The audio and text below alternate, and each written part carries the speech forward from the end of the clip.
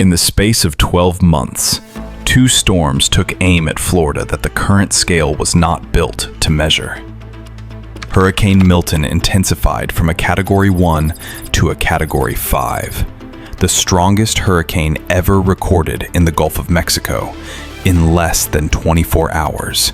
Then, slammed into Siesta Key with a tornado outbreak that tore across the entire Florida peninsula.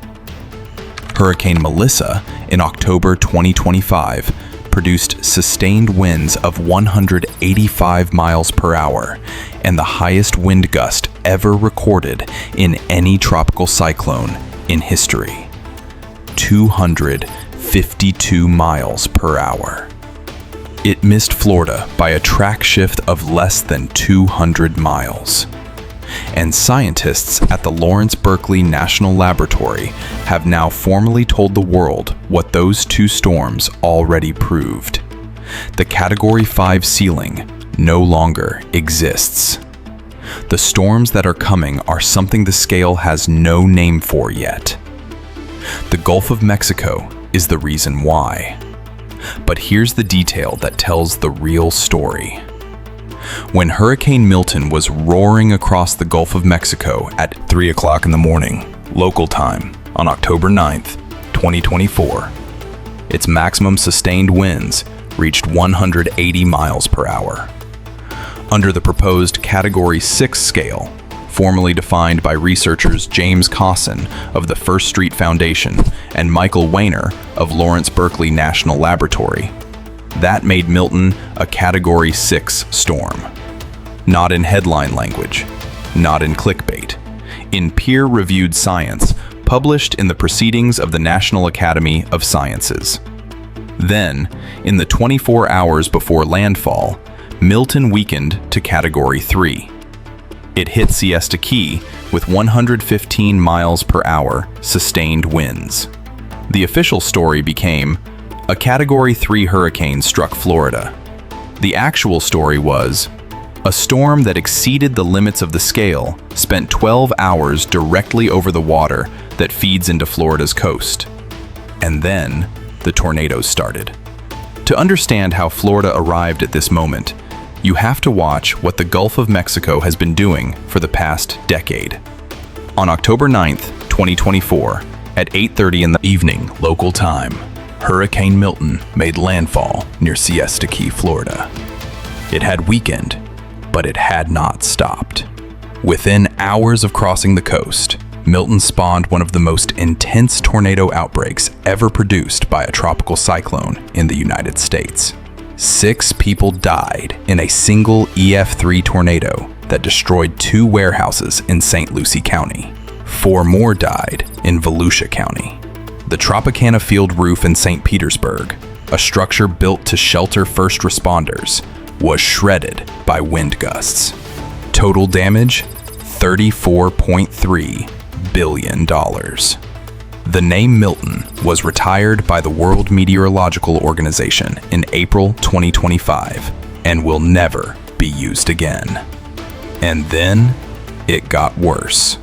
On October 28th, 2025, at 12:30 in the afternoon, local time, Hurricane Melissa made landfall in Jamaica as a Category 5 storm with sustained winds of 185 miles per hour.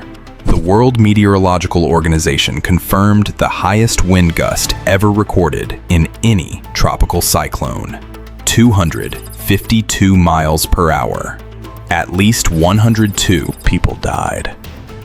Before making its right turn toward Jamaica, Melissa had been tracking on a path that multiple forecast models projected toward western Cuba and the Florida Straits. The National Hurricane Center issued a watch for the Florida Keys. Then, the track shifted east. Florida was spared, not because the threat wasn't real, because the atmosphere moved in the right direction at the right time. Mark Wohl, warning coordination meteorologist at the National Weather Service's Tallahassee office, used one word to describe why Florida escaped: luck. Here is what the science reveals. and it is stranger than anything a headline can carry. In February 2024, Michael Wenner of Lawrence Berkeley National Laboratory and James Cosson of the First Street Foundation published a landmark study proposing a formal Category 6 designation, maximum sustained winds of 192 miles per hour or greater. They were not making a prediction. They were describing storms that had already happened. Between 2013 and 2021, 5 tropical cyclones globally had exceeded that threshold. All 5 occurred in the final 9 years of that record. None had occurred in the preceding 34 years.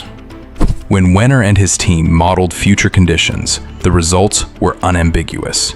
At 2 degrees Celsius of global warming above pre-industrial levels, a level the planet is now approaching, the probability of Category 6 strength storms in the Gulf of Mexico doubles. Over the next decade, there will be Category 6 hurricanes, Wenner said. He did not say might. He said will. The mechanism is the Gulf itself. Warm water is hurricane fuel. But warm surface water can be churned downward by the storm, exposing cooler water beneath, which weakens the storm. What has changed is depth. The Gulf of Mexico's warm water layer now extends far deeper than it did 20 years ago. When a hurricane crosses deep warm water, there is no cold water below to drag it down. It feeds. It intensifies. Hurricane Hunter. Aircraft flying into Milton in October 2024 recorded the process in real time. The storm's eye contracted, its pressure dropped, its winds accelerated. All within a 12-hour window while it sat over the deepest heat reservoir in the Gulf. NOAA's HAFS forecasting model predicted the intensification 4 days out. The storm still nearly doubled its wind speed before Florida meteorologists could complete their evacuation orders. Here's the problem that is not making headlines. Florida has approximately 1,400 miles of coastline. It is the flattest major landmass in the United States. There is no high ground. The average elevation of Miami-Dade County is 6 feet above sea level. During Hurricane Milton, a storm surge of up to 10 feet was recorded along the Gulf Coast. Storm surge, not wind, is responsible for the majority of hurricane deaths. Only 8% of tropical cyclone fatalities are caused directly by wind. 76% are caused by storm surge and flooding. The Saffir-Simpson scale, the only tool most Americans use to judge whether to evacuate, measures only wind. It says nothing about water. And yet the evacuation infrastructure has not caught up to the risk. Florida's major coastal counties have one primary evacuation corridor, Interstate 75 North and Interstate 95 North. During Hurricane Milton, Governor Ron DeSantis issued mandatory evacuation orders for portions of 11 counties. The resulting gridlock on I-75 stretched for more than 60 miles. People ran out of fuel sitting stationary on the highway as the storm approached. Some turned around and went home. Jennifer Collins, hurricane researcher at the University of South Florida, has been warning about this for years. The roads, she has said, are not built for the population that now lives on them. The 2025 hurricane season ended with Florida intact. No landfalls, no direct hits. The meteorologists called it luck and meant it. But the Gulf water is still there. It is warmer and deeper than it was 5 years ago.